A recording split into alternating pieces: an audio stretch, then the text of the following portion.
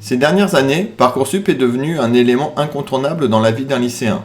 C'est désormais un passage presque obligé vers le supérieur après la réussite au baccalauréat. Parcoursup est la plateforme nationale de préinscription en première année de l'enseignement supérieur. On fait souvent l'abus de langage d'appeler Parcoursup à la fois le site internet, la procédure d'inscription et de vœux, mais aussi la sélection par les différentes formations.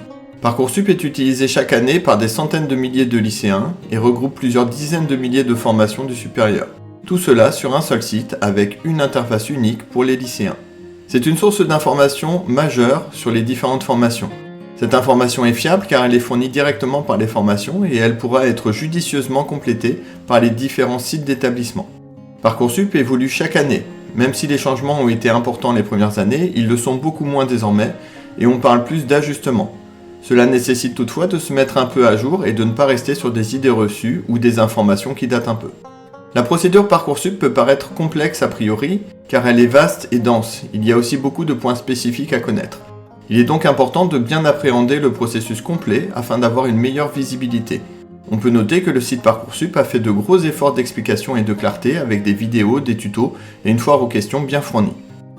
Parcoursup est désormais, après plusieurs années, beaucoup mieux maîtrisé par les différents acteurs, que ce soit les établissements, les professeurs principaux et les autres professeurs, qui peuvent vous fournir un meilleur accompagnement aux élèves, ou bien par les formations du supérieur qui sont plus claires dans leurs informations et leurs critères de sélection.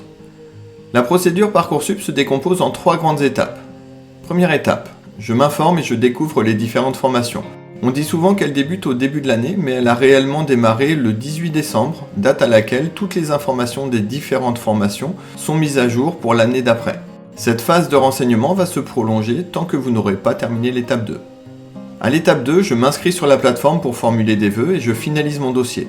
Elle débute le 15 janvier, vous aurez jusqu'au 13 mars pour formuler vos vœux de formation, puis jusqu'au 2 avril pour finaliser votre dossier. À l'étape 3, je reçois les réponses des formations et je fais mes choix.